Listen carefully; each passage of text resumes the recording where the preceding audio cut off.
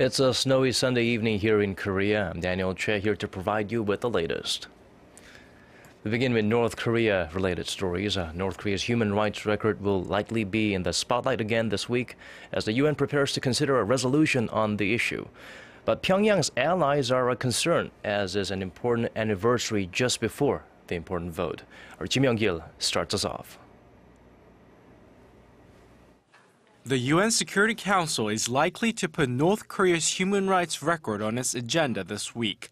This follows UN members' passage last month of a strongly worded resolution calling for a referral of North Korea to the International Criminal Court for human rights violations. Draft resolution L.28 Rev.1 asterisk is thereby adopted.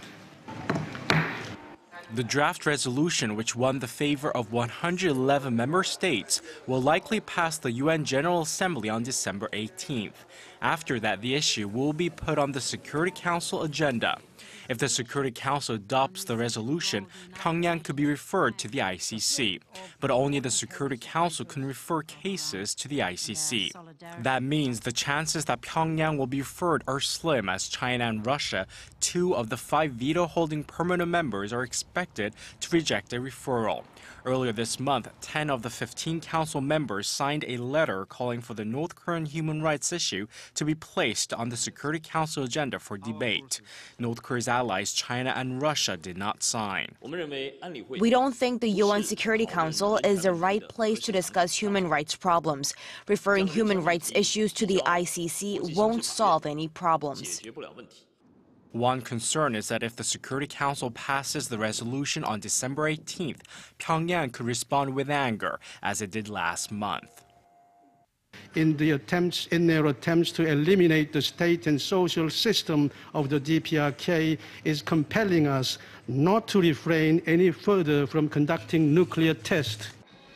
Another concern is that the day before the final vote on the resolution, December 17th, is the 3rd anniversary of the death of former North Korean leader Kim Jong-il. Myung-kil, Arirang News. Meanwhile, the South Korean government is seeking ways to improve the currently frosty relations with North Korea as the year draws to a close. Seoul plans to start talks on resumption of a suspended tour program to Mount Kumgang in North Korea and reunions for families separated by the Korean War.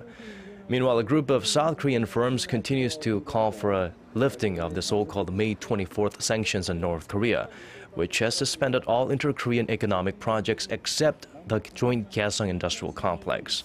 The sanctions were imposed on Pyongyang after a deadly torpedo attack on a South Korean warship back in 2010.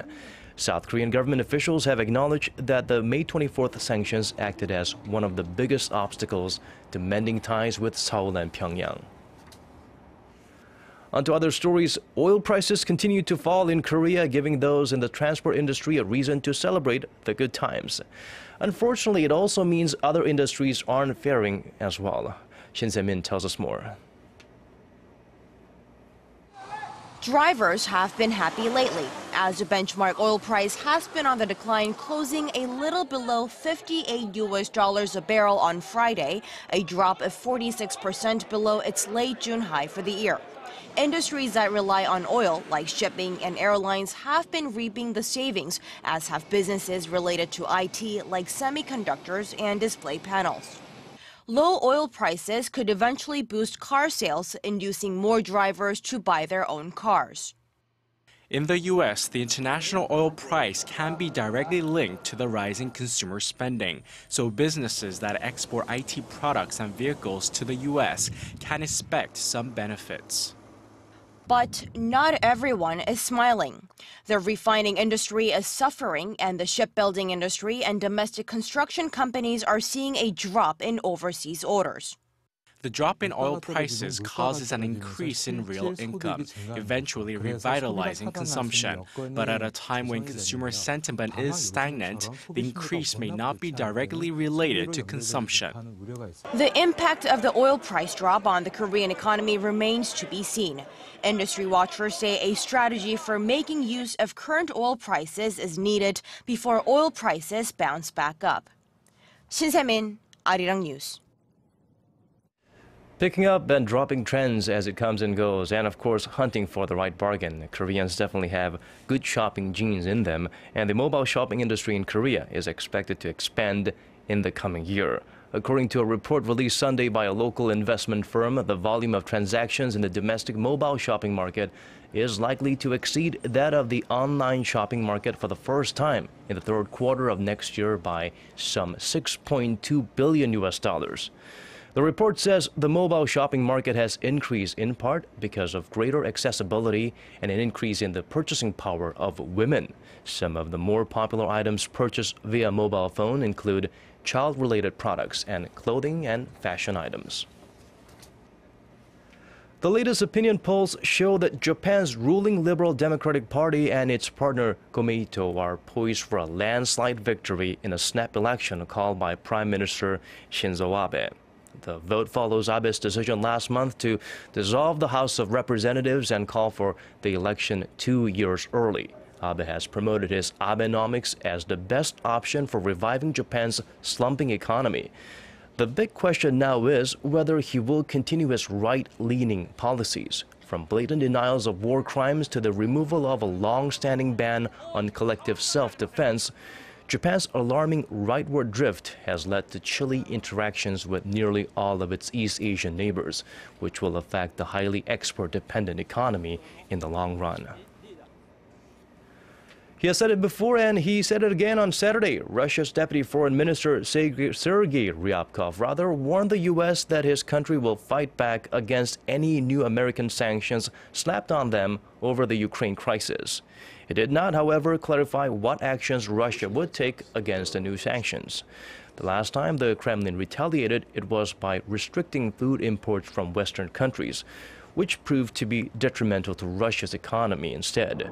Russia has continued to deny that it armed rebels in Ukraine, while the U.S., with the European Union, imposed several rounds of economic sanctions on Russian individuals and large companies. And a former White House counsel and attorney general under George W. Bush has voiced his concerns on a recently released report by the Senate Intelligence Committee detailing the CIA's brutal interrogation tactics. Alberto Gonzales said Friday in an appearance on Newsmax TV's Steve Malzberg show that there were some activities by CIA interrogators that went beyond the Justice Department's guidance in the treatment of detainees. Gonzales added that such acts could damage the United States' standing in the world community. However, he also mentioned that it was unclear to him how much trust could be placed in the report, saying it was one-sided and partisan. At least 17 people have been killed and more than 90 are missing following a massive landslide triggered after days of heavy rain in the central part of Java, Indonesia. The landslide also buried some 105 houses in and near Sampang village, according to Antara State News Agency. On Saturday, muddy water continued to rush along the landslide's path, and a wall of newly fallen earth blocked the paved road. The military, local Red Cross officials, police, volunteers, and the National Search and Rescue Agency came together to conduct a rescue mission in the affected area. The mission, unfortunately, was later suspended due to heavy rainfall.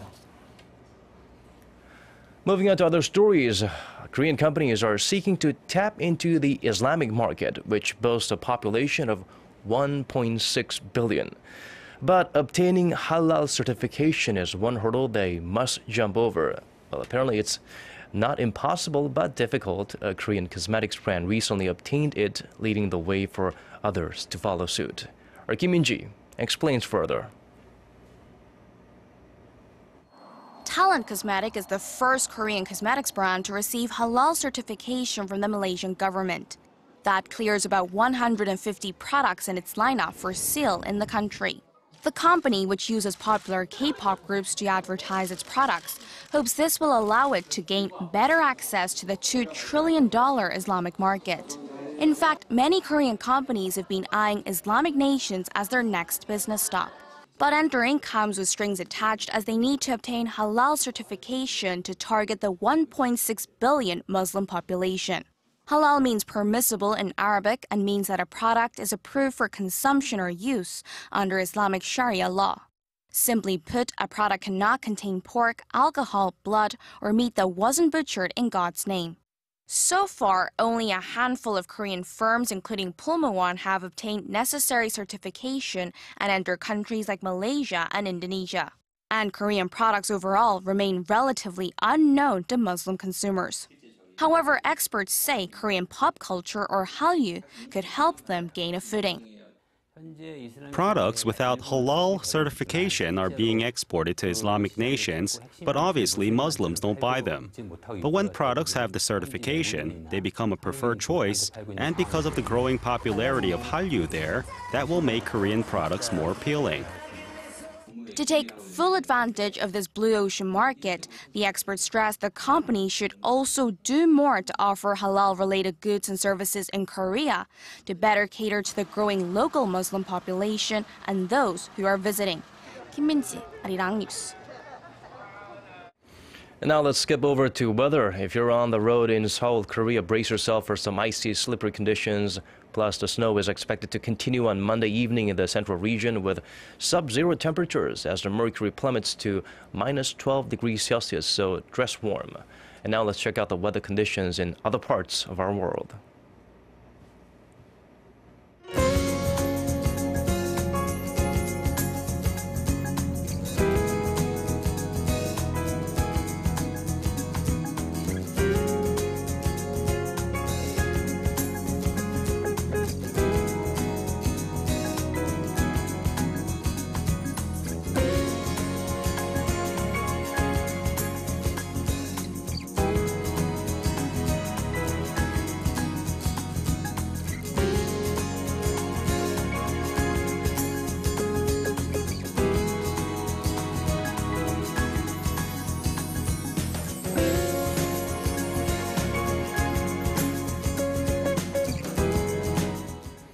And that's all from us. For now, we have more coming up at 10 p.m. Korea time, so do join us then. For now, thank you for watching.